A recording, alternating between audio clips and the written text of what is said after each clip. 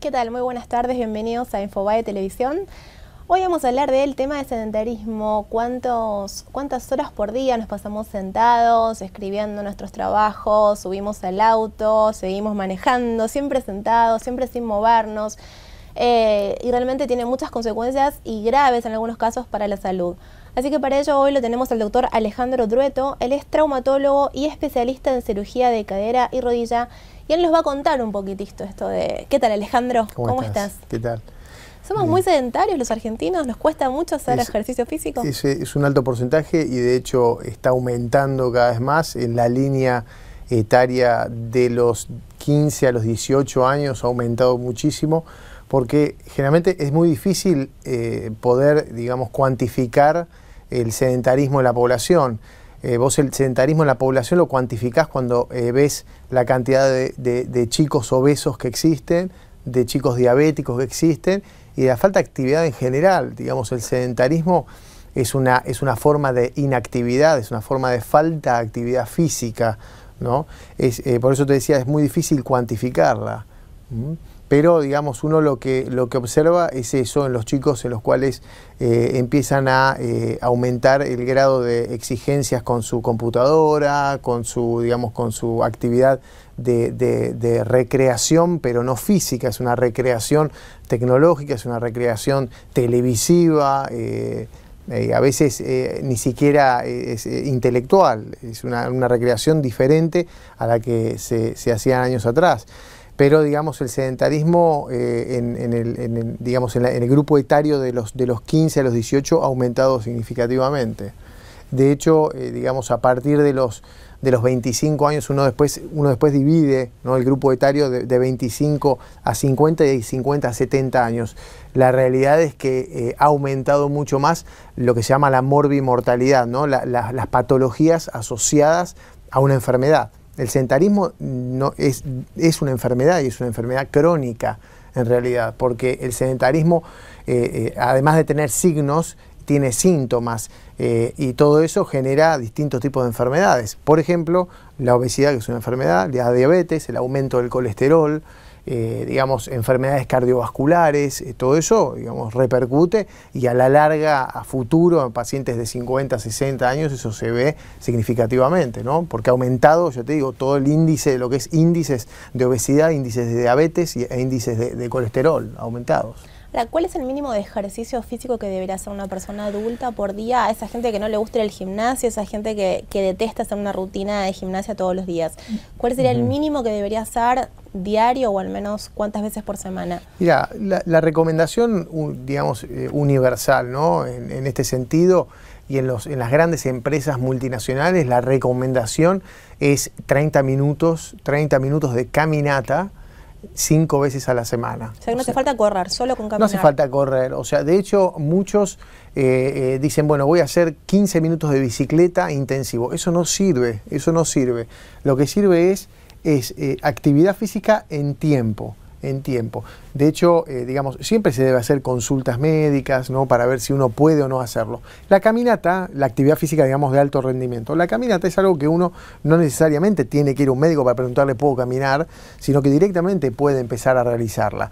De hecho, ya te digo, desde el punto de vista internacional, en las multinacionales están utilizando el horario, hasta parte del horario de almuerzo, para hacer caminatas. Hacen caminatas en la terraza de los edificios de las multinacionales o edificios, por ejemplo, en Nueva York. O sea, se utilizan muchos tipos de actividad física en ese sentido, porque saben perfectamente que la actividad laboral, digamos, en la computadora, en la informática, ese sedentarismo de horas que se pasan trabajando frente a una computadora genera males mayores a futuro. Hablas de las horas frente a la computadora. ¿Qué es recomendable hacer durante la jornada de trabajo? ¿Cada cuánto habría que hacer una pausa? ¿Hay algún ejercicio para hacer? ¿Cuál es la postura correcta frente a la computadora? Digamos, la realidad es que cada 2 horas la recomendación es parar, es parar con la actividad laboral frente a la computadora o a la informática, es pararse, es por lo menos caminar a la redonda. Es algo muy sencillo, no es nada, es caminar a la redonda. A veces, si existe la posibilidad, es acostarse sobre la alfombra, realizar ejercicios de relajación a nivel cervical, que es muy bueno.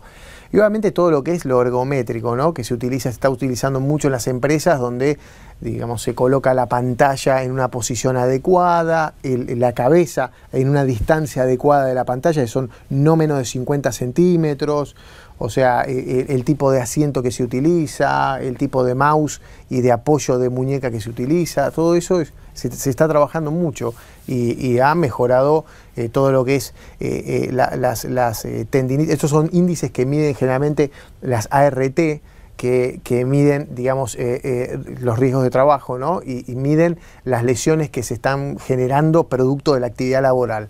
En la informática es muy común lo que es todo cervicalgias, lumbalgias, dolores a nivel dorsal, tendinitis crónicas, cefaleas, todo eso ha disminuido mucho con el trabajo, digamos, ergonométrico que se ha hecho en relación a lo que es la parte informática.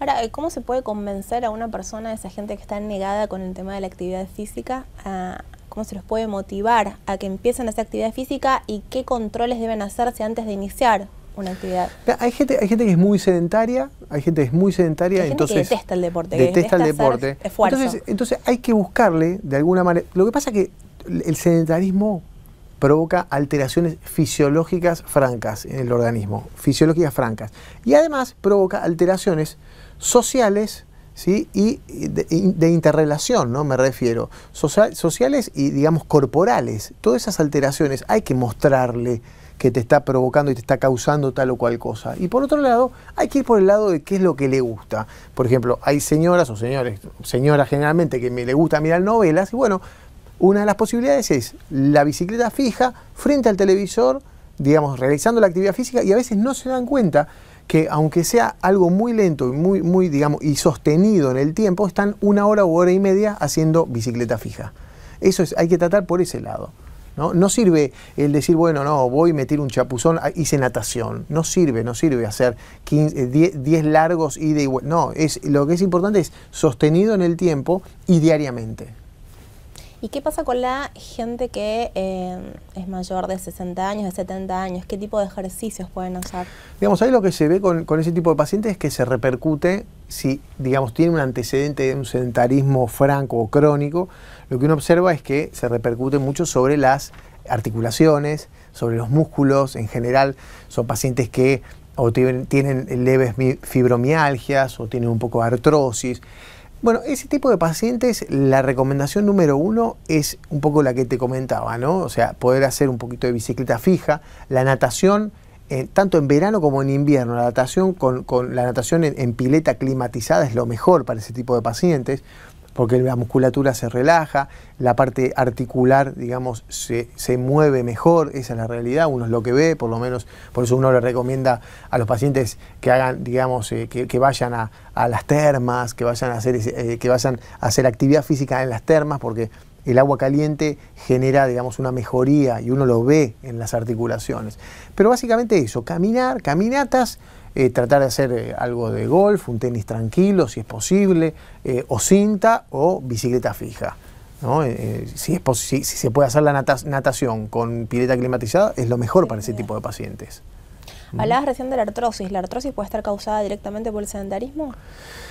Bueno, a veces hay estudios científicos y nosotros hemos desarrollado un estudio en el cual hemos visto pacientes con artrosis, y esos pacientes con artrosis, bueno, mirábamos un poquito los antecedentes, ¿no? y el background que tenían esos pacientes, y vemos que teníamos pacientes, un 45% de los pacientes que tenían artrosis, que eran sedentarios, y vos decías, pero ¿cómo? Si la artrosis generalmente es de deportista, hice mucha actividad física, entonces por eso desgasté mucho las articulaciones y generé artrosis. No, pero también vemos un 45% de esos pacientes que fueron toda la vida sedentarios, porque ahí tiene un gran componente, digamos, hereditario, ¿no? que juega un rol muy importante, ¿no? O el sobrepeso un paciente sedentario que nunca ha hecho nada genera repercusiones importantes en las articulaciones y eso da artrosis. Entonces, esos pacientes que tienen artrosis de cadera o de rodilla, después para poder, digamos, incorporarlos a la sociedad nuevamente o para que puedan volver a hacer una actividad o que puedan iniciar una actividad,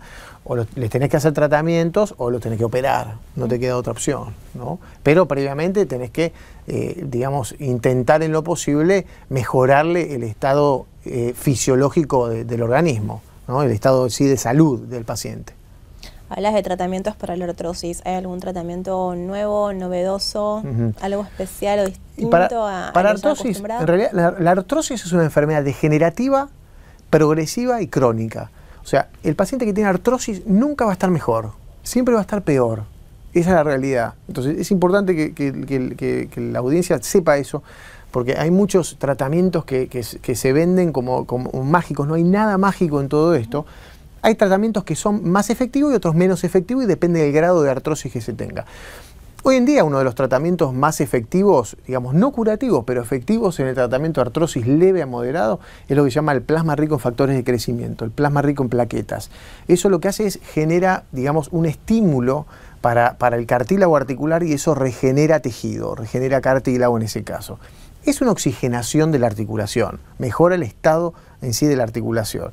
Y uno lo ve. Lo que pasa es que a veces se requiere más de una aplicación por año, son entre 3 a 4 aplicaciones por año, con un espacio de 2 o 3 meses, depende de cada grado de artrosis. Y después lo que es para artrosis tanto de cadera y de rodilla, que son más avanzados, hoy en día nosotros, de hecho recibimos un premio en Dubái en relación a un tipo de cirugía que se hizo, que fue de técnica mini open o mini invasiva de cadera y de rodilla, en el cual son cirugías de alrededor de 30 a 35 minutos, en los cuales se coloca un sistema de prótesis y los pacientes empiezan a caminar al otro día de la cirugía y son pacientes que a los 30 a 35 días están haciendo prácticamente una vida normal. Hoy cambió muchísimo todo esto. Son heridas, las heridas quirúrgicas hoy en día son de 5 a 8 centímetros, depende mucho del tamaño del paciente, pero eso ha hecho que el paciente se recupere muy rápidamente, ¿no? Muy rápidamente. Entonces son pacientes que a los 30 a 35 días están haciendo vidas normales. Y de hecho, hoy en día estamos presentando un trabajo de alrededor de 150 cirugías realizadas en pacientes más jóvenes, en los cuales le hemos operado las dos caderas en la misma cirugía. Entonces son cirugías de 1 hora 10 aproximadamente, con la técnica mini invasiva de cadera y donde se le ha practicado, digamos, la intervención mini open y ese paciente se operó las dos caderas en la misma intervención, ¿no? O sea que claramente parece que no va a quedar más remedio que moverse y hacerle una rutina diaria. Digamos, la articulación y el tejido sinovial genera líquido sinovial. Cuanto más estímulo uno le dé a esa articulación, no de impacto, no de carga, porque si no estamos diciendo que realicemos mucho ejercicio físico, mucho impacto y eso genera también lesiones sobre las articulaciones. Pero la actividad física en forma progresiva, sostenida en el tiempo, hace que el tejido sinovial genere líquido sinovial, esa articulación esté bien embebida y bien bañada en líquido sinovial y eso haga que sea menos la posibilidad de tener artrosis, ¿no?